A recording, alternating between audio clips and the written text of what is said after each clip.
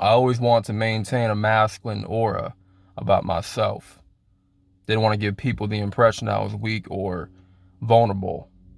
I did whatever I could do, for like the last 23, 24 years of my life to not be vulnerable, to not look weak in front of other people, to not tell people that I was going through a lot.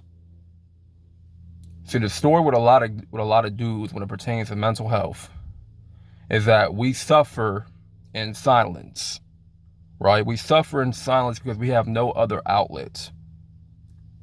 We have no other outlet for our suppressed emotions. We have no other outlet for our trauma.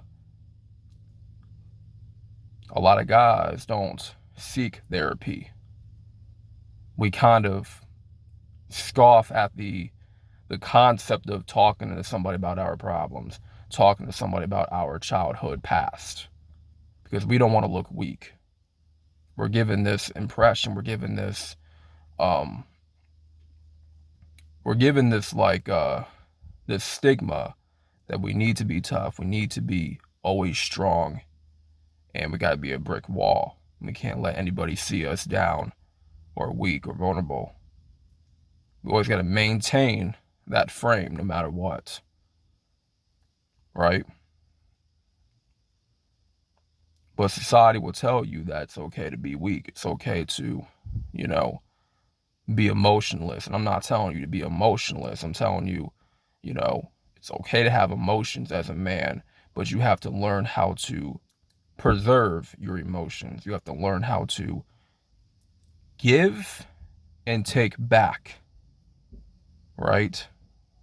You got to learn how to give and take back your emotions when it pertains to just your life in general, when it pertains to dealing with people that are close to you. You can't just be giving away your emotions all the time, because that is going to put you in a submissive, weak position. And you do not want to be in that position, right?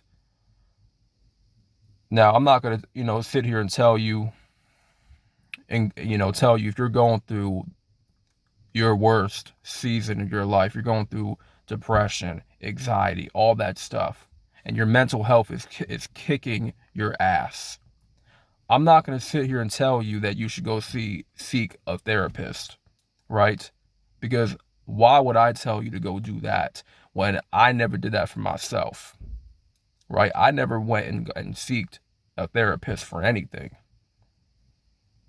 I do recall at one point trying therapy or talking to somebody, and I realized that it didn't work out for me very well, right?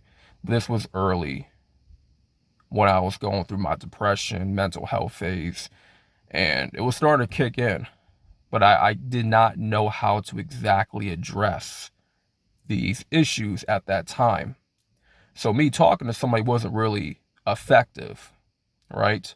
So I kind of just said, fuck it. I gave up on that whole concept of trying to talk to somebody, a therapist, psychiatrist, whatever, about these mental issues. So I just kind of swept it under the rug, and life would just tally up, man. A lot of things, a lot of trauma that was unaddressed. Life would tally it up.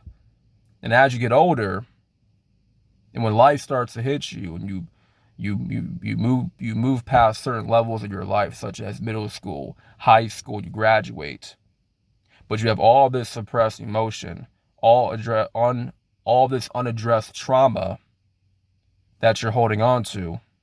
It's going to catch up to you as you become older.